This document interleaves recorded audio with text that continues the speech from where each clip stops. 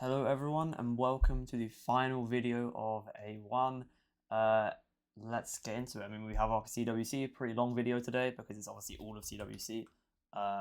And we will just get into it. I just need to zoom in a bit probably. Okay, let's start. Question 1.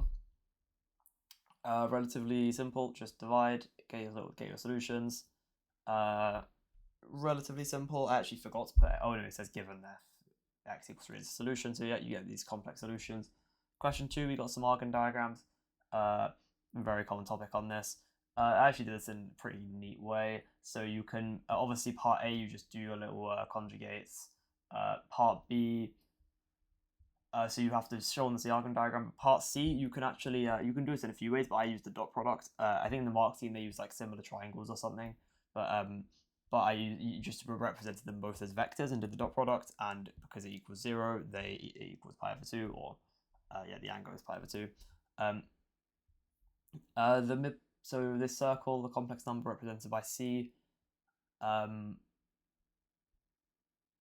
complex number represented by the center of the circle that passes through these 2 points. Yeah, it's just z2 minus, it's just this vector here, so z2 minus z1. Yeah, so it's basically just from P to Q, and then the radius is just the magnitude.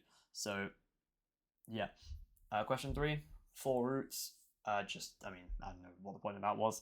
Part B, sum of the roots. Yeah, just find the sum of the roots. Question 4. I did. Plot these on the argon diagram. Find the modulus, find the argument, and then you do your conjugates. Very simple question. Same with question 5. Modulus, argument, modulus, argument. Oh, actually, for this one, just remember your argument rules for like subtracting and dividing for the modulus and subtracting for the argument. Question 6.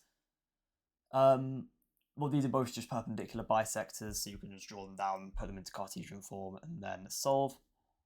Question 7, you can, just series, not too difficult, just pop formulas in, get this answer. Then you can substitute n squared minus 1 for n, and then it will eventually come out to n squared minus 1 all squared, as you can see there. Question 8, just separating them and then doing stuff, factorize, that's it. Don't know why the n's just smashed in the middle here. Question 9, this is a nice one because they want you to try and prove the sum formula. So this, if that simplifies to 4r plus 4, the sum from n r equals 1 to n of r is just that, take away the sum of 4, all divided by 4. So if you find that sum using method of differences, which I did here, you get this answer.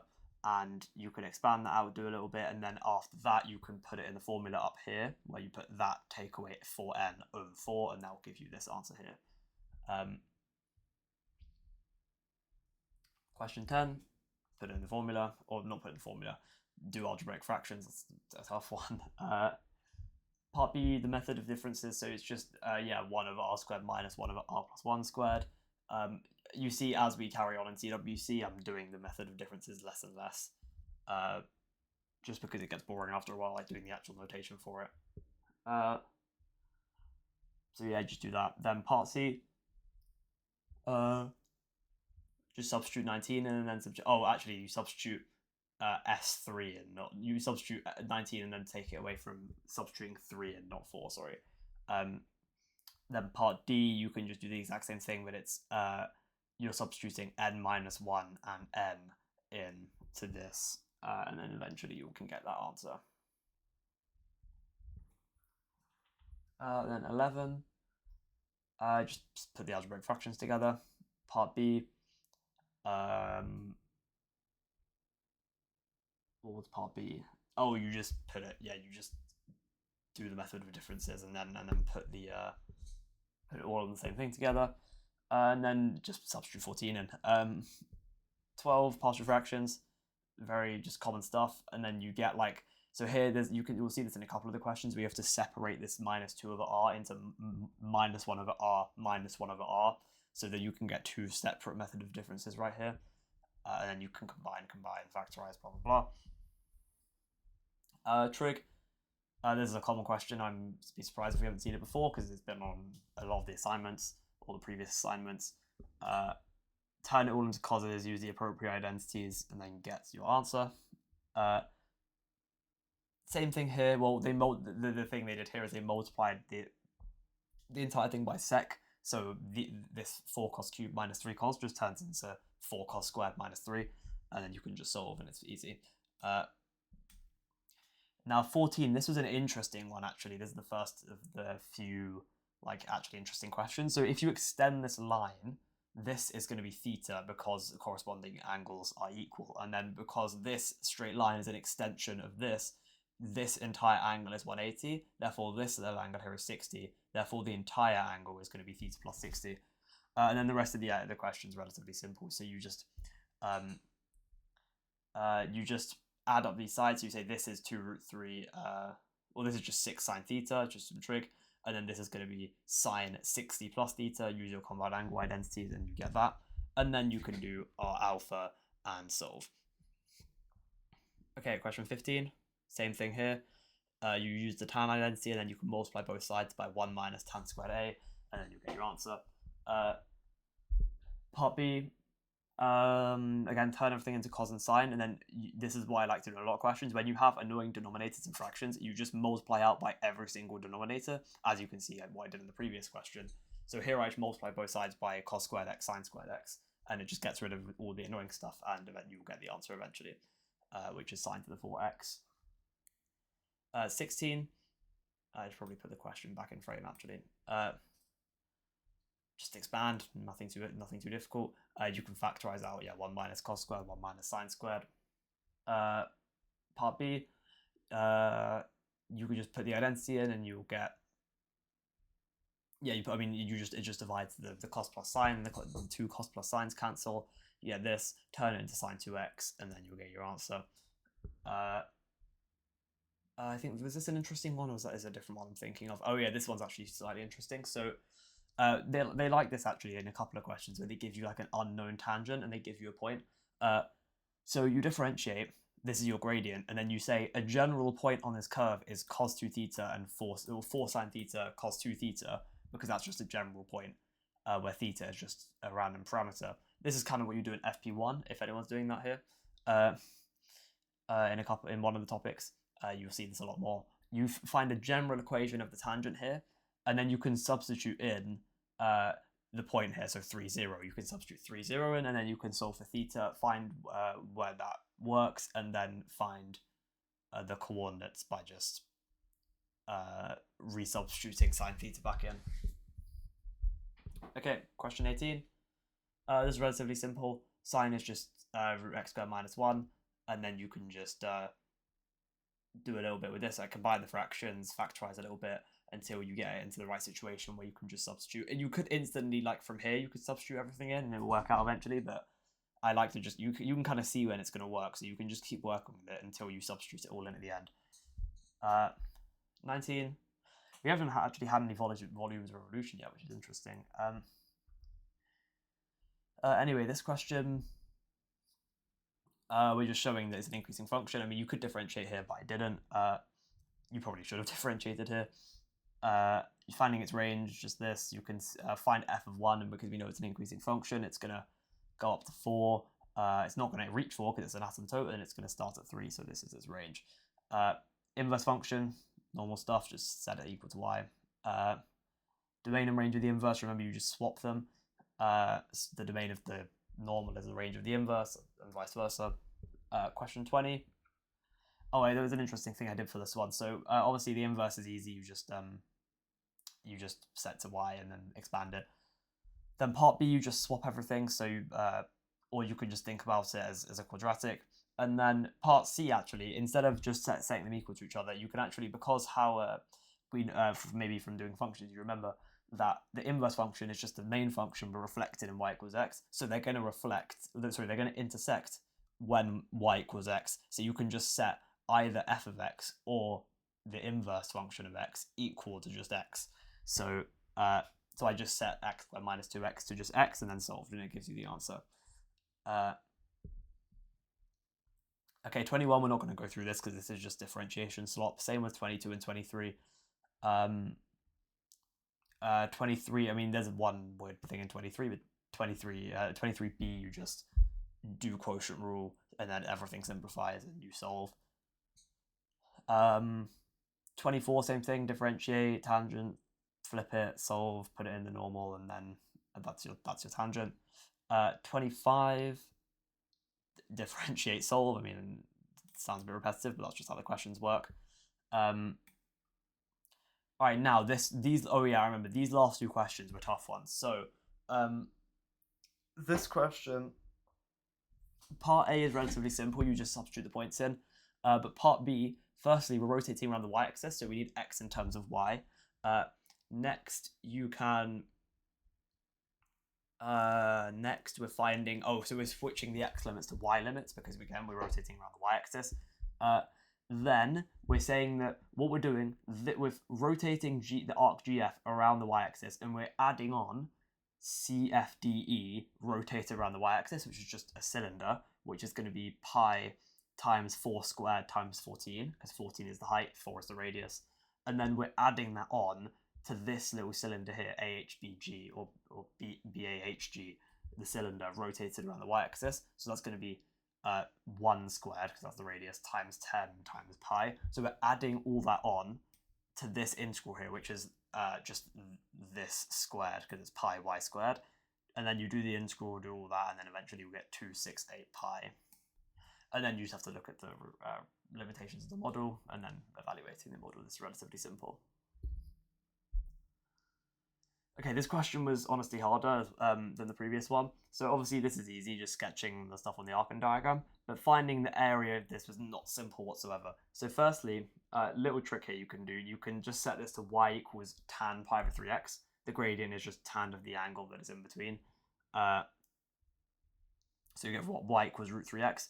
And I solved this to find where they intersect. But firstly, if you go over here, to find this area here, you can do this little diagram here. You get 5, 5, and because angle from GCSE, the angle at the center is double the angle at the circumference, you get that this is going to be half times 25 times 2 pi over 3 to get 25 over pi over 3. So that's the area of this sector here.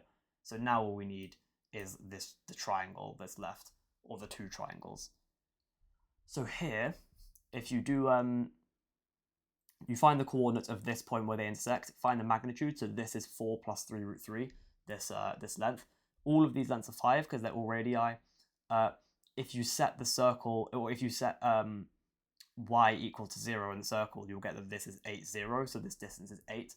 And then you can either do reverse cosine rule and then area of a triangle rule, or do what I did in Newton's formula to find the area of both of these triangles separately, and then you add the area of this triangle plus the area of this triangle plus the area of the sector, and then that will give you a final answer. Okay. Next, CWC. We're getting through this quite fast, actually. Okay, I did finish this just now, actually, so I'm right at the end. At the start of this is just a lot of differential equations. I'm not going to go through it that much. Yeah, partial fractions, blah, blah, blah, just rearranging, substituting. I mean, all differential equations is you're just doing, you're just rearranging, finding your integrals, and then substituting stuff in. Part B is just, question 2 is just partial fractions, and then same thing. You're looking at the limit as well. You're just going to see that as t approaches infinity, x is going to equal 3. Next, another thing, just a simple learn thing, blah, blah, blah. Question 4, again, same thing. I used integrating factor just because I was a bit bored, but you don't need to, just solve it normally. Same thing, blah, blah, blah, divide, the reason why it's not satisfactory is because as t approaches infinity, there's going to be an infinite number of fish because e to the x just keeps increasing. It doesn't asymptote anywhere. Question 5, this is an easy one. You can just turn everything into sines, and then eventually everything will cancel, or everything will turn into x's. This question was a bit weird, I remember. So, or maybe it wasn't this one, but so you can draw out kind of the little thing here, what you're actually going to do, because I think that's what part I wants. This question, we're just going to set this equal to, so x squared equals 10y, because we're rotating around the y-axis. So we want x squared dy, or times pi. Do this, you have to substitute the limits in, so you're going from 55 to 10, because we want y limits, as you see here, we want the y limits, and not the x limits. I think that's supposed to be 62.5, not 55, I don't know. And then after that, you get your answer. This is either 55 or 62.5, I don't know what I was doing. Okay, next, oh, this part B was actually very interesting. So question 7, so we're going to just obviously just do pi y squared, blah, blah, blah. I did a little substitution here just to make it a bit easier, and then you get your answer. But the real interesting thing is part B. So if you imagine this thing here is just the solid here, if you rotate this 90 degrees, you can see that it's just going to end up like the solid that we made in part A. But if you see from 2 to 5, that's 3 centimeters. But this is 6 centimeters. So the length scale factor here is going to be 2. Therefore, from GCSE, the volume scale factor is going to be 8. So we just need to multiply our volume by 8. So it's going to go from pi over 2, blah, blah, blah, to 4 pi, blah, blah, blah. And that's going to be our answer, centimeters cubed. I don't know why I didn't add units. This question is just you describe, integrate, blah, blah, blah, blah. There's nothing really special here. I think the mark scheme was like different to what the question was actually asking. I don't really know what's going on there. Yeah, you can just, there's nothing that special here.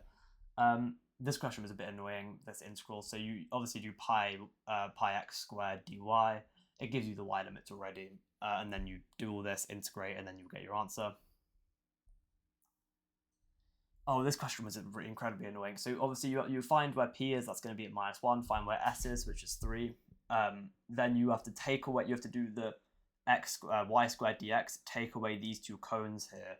If you imagine these as cones, you can see that radius 1, height 1, radius 1, height 3.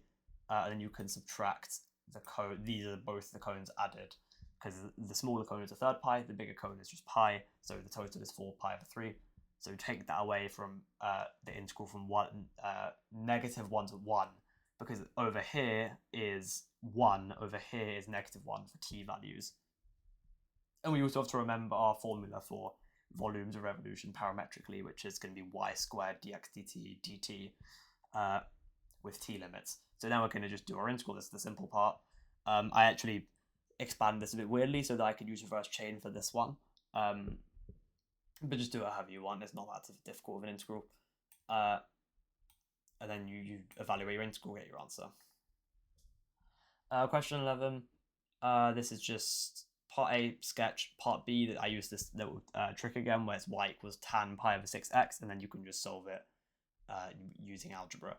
And then finding the modulus, you just find y and then do the modulus. There's definitely a way to do this without algebra. Is definitely a geometric way to do this, but I just couldn't be bothered. Now, did I do the thing that I always do? Yeah, I did. I just didn't do part II. Yeah, my bad. So for this question, you would just sketch the two circles, find. Oh, there's actually an interesting question. Sorry, I don't know. Oh no, this is a perpendicular bisector. Sorry, so you would find a perpendicular bisector, and then use either geometry or use algebra to find the equation, and then find the least possible value of z. You just use geometry. You just draw the smallest possible line from the origin to the perpendicular bisector, and then find some lengths, and you eventually get to the answer. Now this question, draw the diagram. Obviously, I mean, there's nothing too special. I mean, w squared, you just multiply it out. I mean, there's nothing special. I mean, you do the conjugates for this one, but that's nothing too special. Part B, you just look at the diagram, see which one has the same y value, because y is the imaginary axis. Now this is another one of those questions I was talking about, where it gives the 2 over r plus 1. You have to separate that into 2 minus 1 over r plus 1s, and then evaluate them separately using method of differences. And then eventually finding the infinity. Well, this entire fraction bit's going to cancel. It's going to make half. And yeah. 14, I don't think I labeled the question. Yeah, I didn't. find the real and imaginary parts, we'll just multiply by the conjugates, and then do real Rezi in the part B, modulus argument form. Now, part C is an interesting one because I don't think I labeled part C, but yeah, no, I didn't. So part C starts here. So you write it out when it's normal form, and then you write it out when it's modulus argument form, and then you can just do equate the real component and then equate the imaginary component, and then you can find both these two things in their modulus argument form. Sorry, you find these two things in their exact values is what I meant to say. Okay, so do what it says in the question, set z equal to x plus y, and then I did another trick here where I said that z equals u minus 3 just to make it slightly easier. I don't actually think it helped me at all, but it's fine. And then you get radius center, easy stuff. 16, I draw out as well. 16, do I dx, easy. Find your tangent, substitute a point in, and then do inverse reciprocal or negative reciprocal, then find your normal. Again, easy stuff. Part C, so the points of intersection with parametrics is something we didn't really touch on that much, but when you're doing it, when you're doing points of intersection from a Cartesian to a parametric or the other way around, you can just substitute the y equation and the x equation into here, so it should be 8 times 2 cos 2t minus 10 times 5 sin t plus 17 equals 0, and then you solve for that. It will give you a hidden quadratic. Sin t equals a half is already where the point is, like the normal is. It's the point of normality, which is what I was going to say, but that kind of sounds ridiculous. And then minus 33 over 16 is outside of the range of sin x. So that's going to be no more solutions. Question 17. Again, dy dx, and you can multiply through by 1 minus t squared. You just get 2t minus t squared. Find the t values, and then differentiate again to find the minimum and the maximum, or find which one's a minimum and which one's a maximum, and then you get your answers. You have to substitute the t's back in here, but that shouldn't take too long. 18, x equals tan y. You've probably seen this question a million times. You'll also be doing it more next year as well. Dx dy 1 over, you could do implicit if you want, and then you just get 1 plus tan squared y, and then substitute back x into it. Now part B, differentiate, don't worry about my sign. I was trying to be creative with my sign change method. Just do your sign change method. Just say one's below 0, one's above 0. There's a sign change. F of x is continuous, therefore there's a root in the interval. That's all you have to say in those questions. Now, part D, do the iteration formula. I mean, it's nothing too special. Same with part E, just repeat it. Next, question 19, we're almost there. Dy dx. This is an interesting one actually. So it actually wasn't that interesting. I just messed it up. But we find the dy dx, and then we say that because it goes through 0, it passes through the origin. So the equation is going to be y minus 0 equals m times x minus 0. And that's the general equation of the tangent, where x is just wherever the point is. So where x is actually p in this case. Well, these x's are p's, and then this is just x. And then you set that equal to the original curve, because we're trying to find the point of intersection where the tangent first intersects the curve, or just where the tangent intersects the curve. And then eventually you can solve that. Again, don't worry about my sign change method, just do what I said earlier. Do the iterations, blah, blah, blah. I mean, same thing.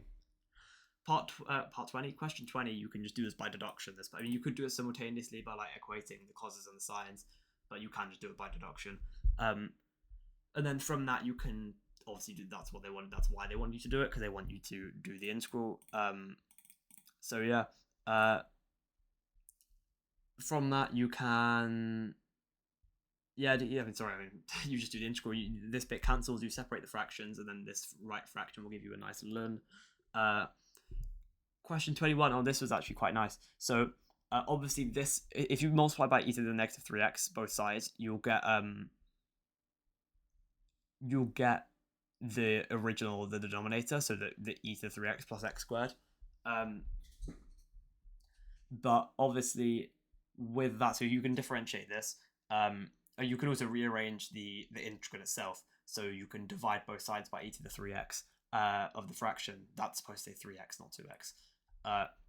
and then this will be what the integral turns out to be in x's, and then you find du dx, do your little factorizing, and you'll see that the numerator is just exactly what the dx is, so it will just be 1 over u, so then ln u, and then you can resubstitute. This is a bit weird. I don't really know what this.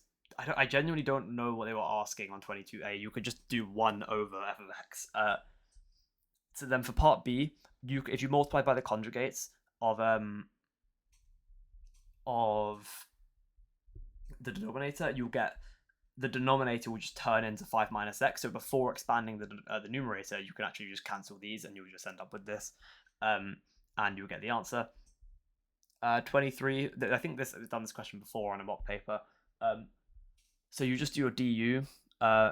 So you have to be careful here, because if you rewrite the integral like this, you will see that the du, the sine x will cancel, but the cos x won't. So you can do du dx sine x, because that will cancel, equals du over 2 cos x, and then the cos x, if you see my little rearranging here, using the u initially, you can turn it into cos x by doing 1 minus cos squared, and then you can get that cos x squared x equals 2 minus u, or cos x equals root 2 minus u, and then you'll get, eventually when you resubstitute, you'll get firstly you'll get this, and then you substitute, get this, and then you'll get some partial fractions, and you'll get the answer eventually. Now 24. This is a bit of an interesting one, because you can just do this by doing x equals 2 sine theta or x equals 2 cos theta. But I mean, anyway, nevertheless, you can just do this, cancel them, and then sec over tan squared can just turn into cos over sine squared if you just turn everything into sines and coses from this, and then that turns into cot cosec. You can flip the limits around to make it negative so that it goes positive in the end, and then you'll get your answer. 3 more questions left. Here it's just making it into a nicer form, so you can integrate it, obviously. So making you prove it isn't very difficult. Part B, again, du equals cos x dx, normal stuff. And then it's going to give you 1 over 1 minus u squared. This is just common partial fractions, but if you took a look in the formula book, that rhymed, you'll see that actually it would turn into inverse hyperbolic tan of x, or this, which obviously you can just get doing yourself, but any time save is nice while you're doing this summer work. And then eventually, when you substitute the limits in, you'll get this answer. 26, again, another one of these. I think this is honestly the exact same sum as the one we had earlier. This is just another one of the, like, you have to separate into 1 over r minus 1 over r plus 1 minus 1 over r plus 1. So you get 2 separate sums. And then here they want you to combine the fraction, which is slightly different. Then part C, you just half times sum to infinity minus sum to 4. Easy stuff. I mean, you can kind of just see this, and you'll get 1 over 60. Now, the last question, this is just a nice common question. Draw your locus, and you see the maximum. So we're looking for the maximum distance from the origin. So it's going to be the distance from the origin to the center, add the radius, and then the distance from the origin to the center minus the radius, and then that will give you the distance, the radius minus the distance to the center, because that's going to give you the distance back here. Because if you think about it, you're going from 1 plus I to here, and then you take away this distance, so that's going from the origin to the edge of the circle. Okay, that's all of our CWC done. I'll see you guys next year. I'll be doing all the core assignments, and obviously FP1 and FP2 assignments if you guys are doing those modules. And yeah, I'll see you next year if I don't upload any more videos this year. Goodbye.